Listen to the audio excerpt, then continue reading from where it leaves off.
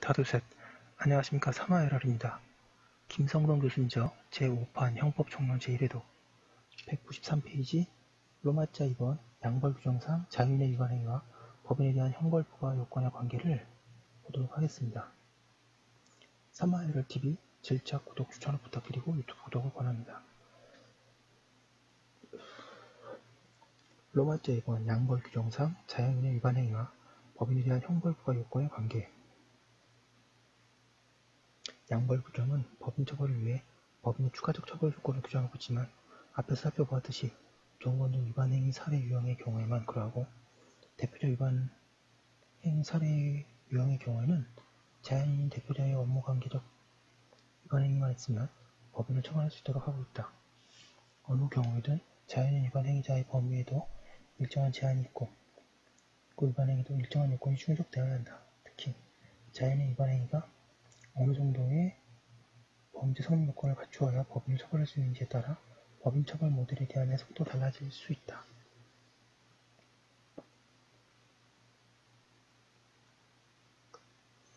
1번에 위반행위의 요건과 법인 처벌의 모델.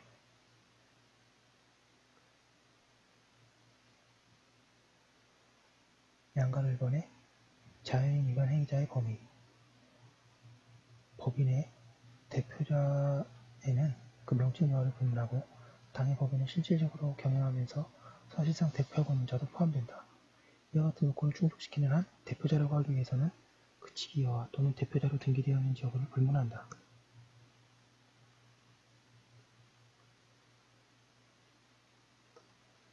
종업운동 위반 행위 사례 유형의 경우 법인 또는 개인의 기타 종업원은 영업주의 사업경영 과정에 있어서 직접 또는 간접으로 영업주의 감독 통제 아래 그 사업에 종사하는 자를 일컫는다. 영업주 스스로 고용한 자가 아니고 타인의 고용인으로서의 타인으로부터 보수를 받고 있다 하더라도 객관적 외형상으로는 영업주의 업무를 처리하고 영업주의 종업원을 통하여 간접적으로 감독 통제를 받는 자라면 종업원에 포함된다.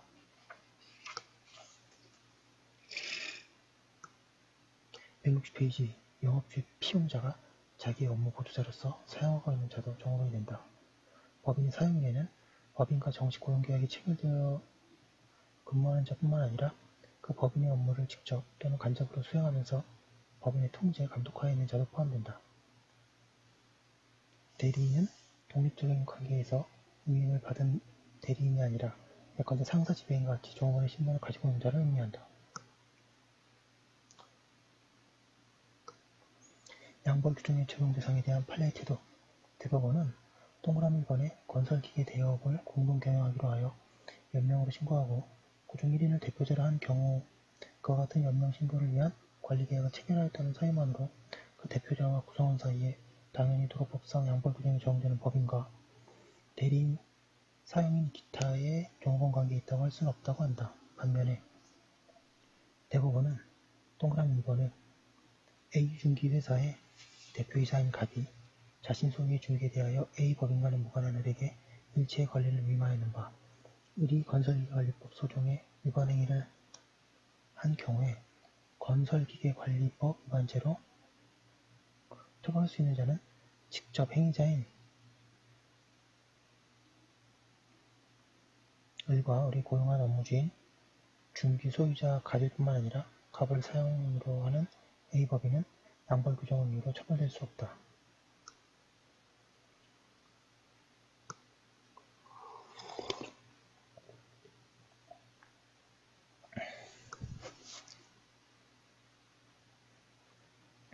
직접 행위자인 을은 A법인의 종업원이 아니기 때문이다. 동그라미 3번에 지입차주가 고용한 운전자가 과적운행으로 도로법을 위반한 경우 지입차주는 구 도로법 86조에서 정한 대리인, 사용인, 기타의 종업원의 지위에 있을 뿐이고 지입차량의 소유자이기 때문에 대외적인 경계주체는 지입회사이고 지입회사가 구 도로법상 사용자로서의 형사책임을 부담한다 라고 한다. 양가로 2번에 자연인 위반행위에 대한 형법적 요건. 양벌 규정에 따라 법인이 처벌되기 위해서는 자연인 위반행위자의 위반행위가 형법적으로 어느 정도의 질적 요건을 갖춰야 할 것인지와 관련해서도 대표자 위반행위 살해 유형과 종업원동 위반행위 살해 유형의 경우 법인 자체에 대해 요구되는 처벌 조건이 각기 다르듯이 각각 그 요구 조건이 다르다. 대표자 위반행위 살해 유형의 경우에는 양벌 규정상 법인에 대한 독자적 처벌 조건을 요구하지 않고 대표자의 행위가 법인 행위로 통일되므로 법인을 처벌하기 위해서는 자연인 위반 행위자의 행위가 구성 요건의 해당성, 위법성, 책임이라는 세 가지 문제 요건을 모두 갖추어야 한다. 162페이지. 반면에 종업원동 위반행위 살해 유형의 경우에는 법인을 처벌하기 위해 법인에 대해 독자적인 처벌 요건을 요구하고 있으므로 종업원동 자연인 위반 행위자의 위반 행위가 범죄 성립 요건을 모두 충족시킬 필요가 없다. 대법원도 양벌 규정의 해석상 법인 처벌이 반드시 종업원의 위반 행위의 범죄 성립을 전제하지 않는다고 한다. 생각컨대 위반 행위가 어느 정도의 범죄 성립 요건을 충족시켜야 하는지는 법인에 대해 요구되는 독자적 처벌 근거를 법인의 불법 요소로 볼 것인지 책임 요소로 볼 것인지에 따라 다르게 해석될 수 있다. 법인의 독자적 처벌 근거는 법인의 책임 요소가 아니라 불법 요소로 자리매김하는 동시에 자연인에 대해 적용될 구성요건과 법인에 대해 적용될 구성요건이 일치되어야 할 것을 요구한다면 위반 행위가 책임까지는 인정될 필요는 없지만 적어도 불법 행위는 인정될 필요가 있을 것이다.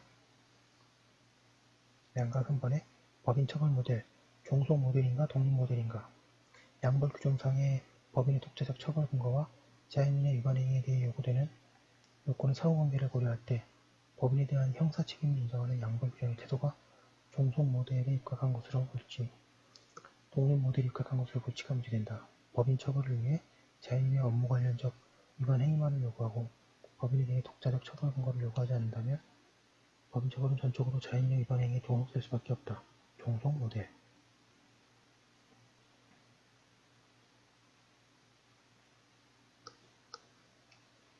반면에 법인 처벌을 위해 자연인의 업무 관련적 위반 행위와 전적으로 무관하게 법인 자신의 처벌 근거만을 요구한다면 법인의 형사 책임은 자연인의 위반 행위와 전적으로 독립하여 인정된다. 독립 모델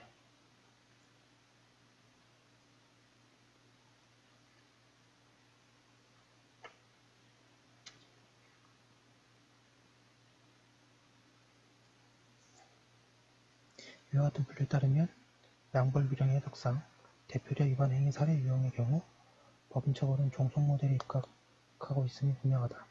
하지만 종업원동 위반 행위 살해 유형의 경우에는 법인 처벌이 독립 모델을 취한 것이라고 해석할 가능성은 높다.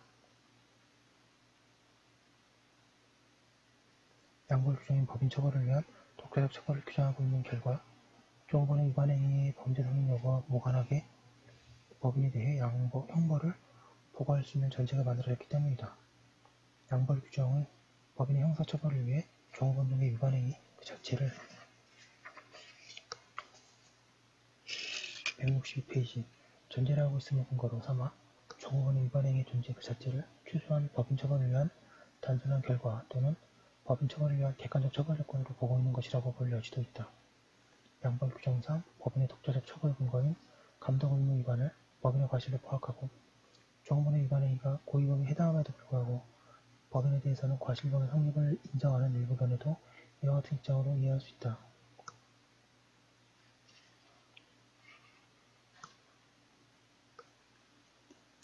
하지만 생각컨대 종업원 등 위반 행위 살해 유형의 경우 법인 처벌이 순수 독립 모델에 입각해 있다고 보는 해석 태도는 원칙적으로 법인에 대한 벌금형을 종업원에 대한 벌금형과 동일하게 규정하고 있는 양벌 규정의 태도와 조화를 이룰 수 없다. 양자의 법정형이 동일하다는 것은 양자의 불법이 동일함을 전제해야 하기 때문이다. 이 때문에 현행 양벌 규정의 해석상으로는 법인이 처벌되려면 종업원의 위반 행위가 최소한 불법까지는 인정되어야 한다고 보는 것이 타당하다. 종업원의 불법을 법인의 불법으로 귀속시킬 수 있을 뿐만 아니라 법인에 대해 적용될 구성요건이 확정될 수 있도록 하기 위함이다. 이러한 해석론에 따르면 종업원의 위반 행위의 불법은 법인의 종속적 불법이 되고 법인의 독자적 처벌 근거는 법인의 독자적 불법으로 파악하여 공범의 처벌 근거에 있어서 혼합적 야기설,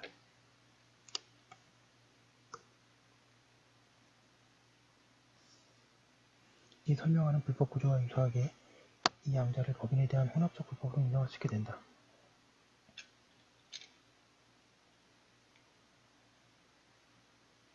이에 따르면 양벌 규정의 법인 처벌도 독립 모델이 아니라 종속 모델이 가까운 것으로 해석된다.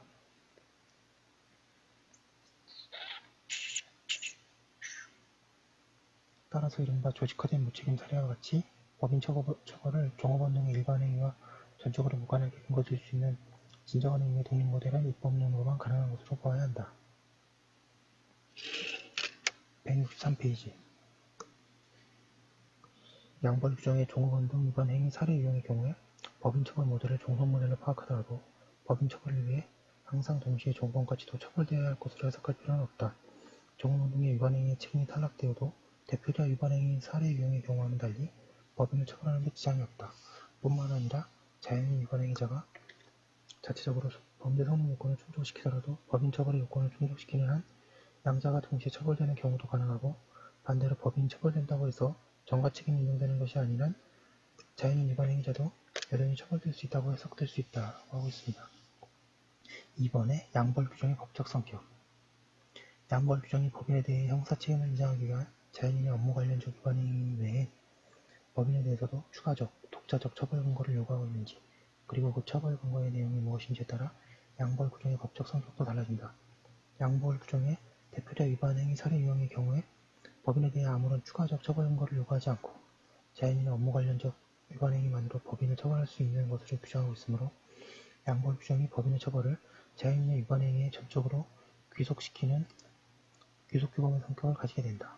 귀속규범사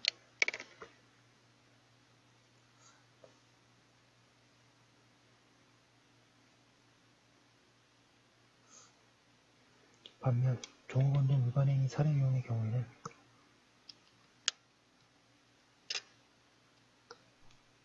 양벌 규정이 감독 의무 위반의 법인을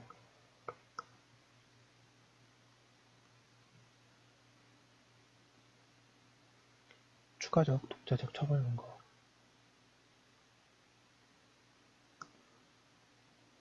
규정하고 있는데 이 감독 의무 위반의 범죄 체결현상의 지위를 어떻게 파악하는지에 따라 양벌 규정의 법적 성격도 달라진다.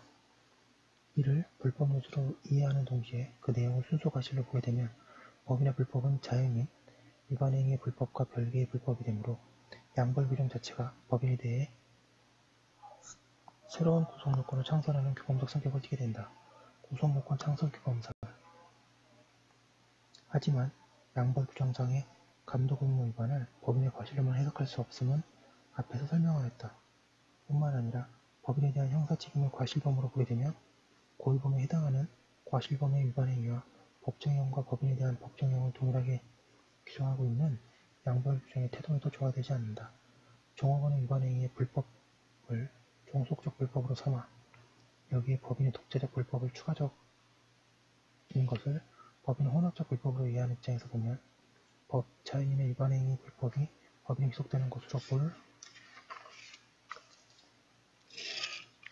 수 있다. 164페이지 이러한 해석론에 의하면 양벌 규정은 자연인의 위반 행위 불법을 법인의 불법으로 귀속시키는 귀속규범의 성격을 띠는 것으로 볼 수 있다고 하고 있습니다. 그 다음에 여기 밑에 참고사항 보겠습니다. 양벌 규정의 법적 성격의 도그마틱적 의의 양벌 규정의 법적 성격은 순수한 이론적 차원의 관심사일 뿐만 아니라 양벌 규정의 해석과 적용에 중대한 의의가 있다. 2007년 헌법재판소의 결정 이후에 양벌 규정의 법적 성격 규명이 중대한 쟁점으로 떠오르고 있지만 이에 관한 분석은 아직 없다.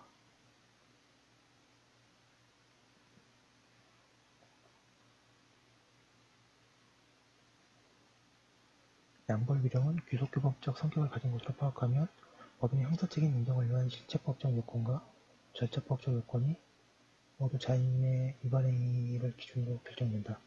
법인이 범한 불법이 자연인의 위반 행위의 불법과 구속요건적으로 동일하기 때문이다.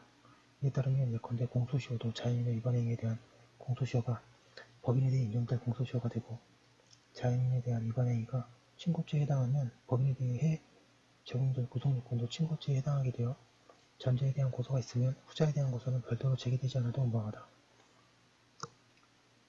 기수 시기도 자연인의 위반 행위가 기수이냐 미수이냐가 결정된다. 무엇보다도 법인에 대해 적용될 법정형도 자연인의 위반 행위 법정형과 동일한 것이 된다.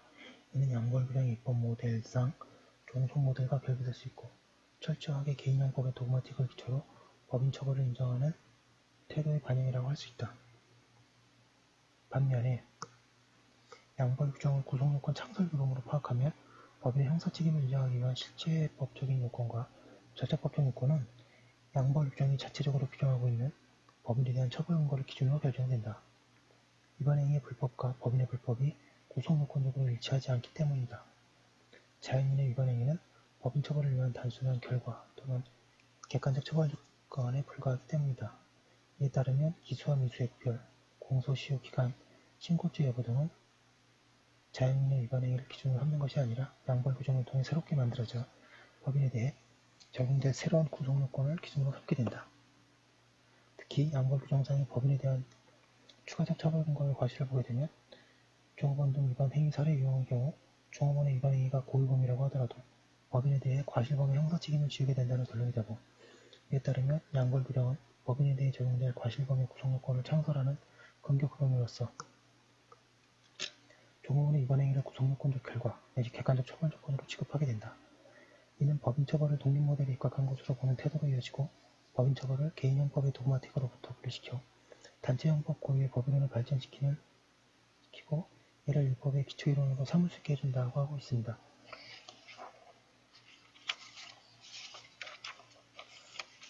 여기까지 한 거 올려두고 다음 거 이어서 하도록 하겠습니다.